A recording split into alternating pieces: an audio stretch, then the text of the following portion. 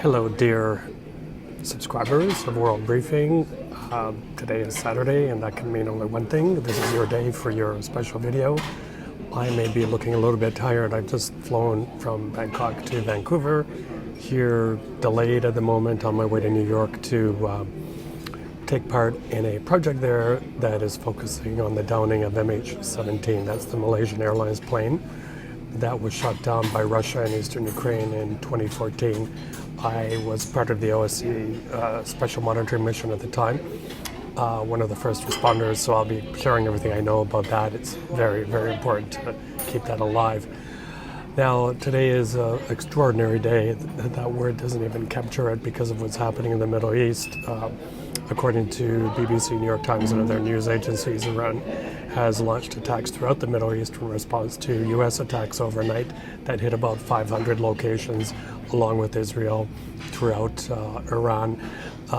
Reports that senior leadership have been killed or injured, we don't know, but one would have thought that they would have dispersed, although there is one Substack report I saw that claimed that the Israelis were tipped off on exactly where and when the senior leadership would meet, and that they were preparing for this for weeks, and they hit. This has prompted major attacks by Iran on the region, Gulf states that are seen to be either hosting U.S. troops or close allies of the United States. So that includes the UAE, also Qatar, Bahrain, Kuwait. And it was absolutely extraordinary to see images coming out of Dubai today, and safe haven. It attracts the ultra rich and many, many others. It's home base to one of the biggest airlines in the world, Emirates. The Fairmont Hotel was struck and on one of the man-made islands there. So there's also been reports of, I believe, missile drone fragments that fell in Abu Dhabi.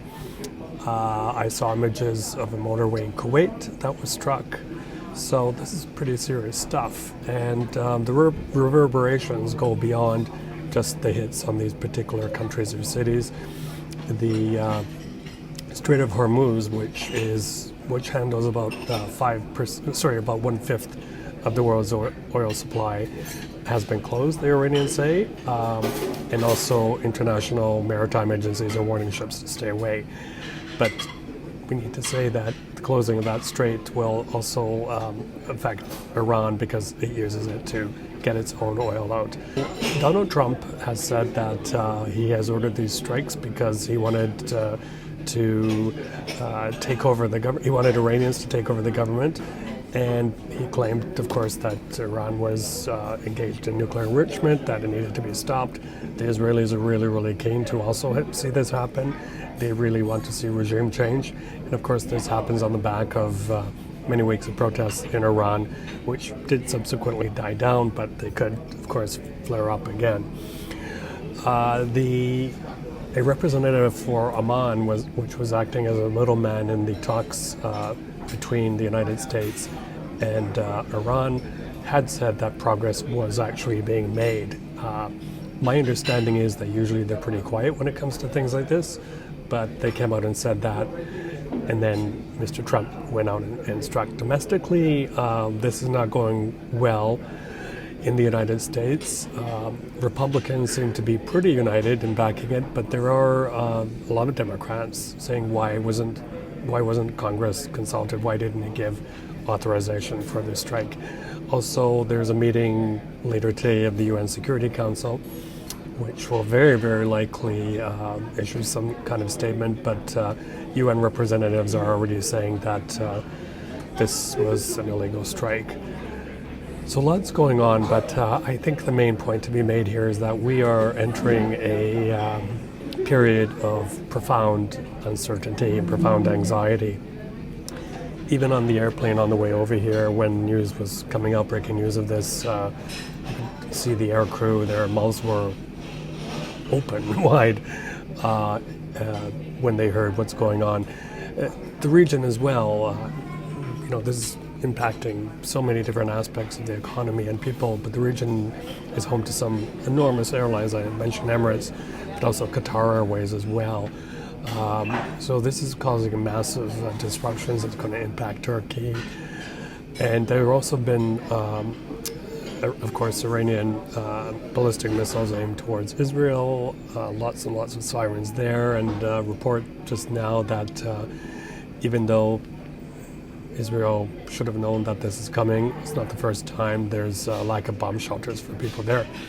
Something that we know a little bit about in Ukraine, how important it is to have not only many bomb shelters, but accessible 24/7.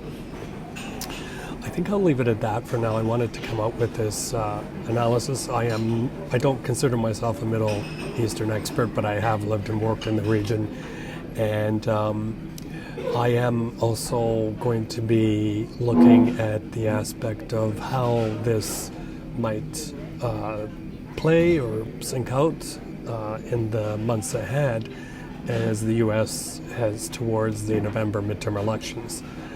Donald Trump's approval ratings are not very good at the moment, especially when it comes to the economy. So I find it hard to believe that his MAGA base would have been supportive of more U.S. engagement in the Middle East, because according to BBC reporting, Mr. Trump did say that there could be casualties on the U.S. side. That's something that never goes over well in the United States, especially if people don't understand why this particular action was taken.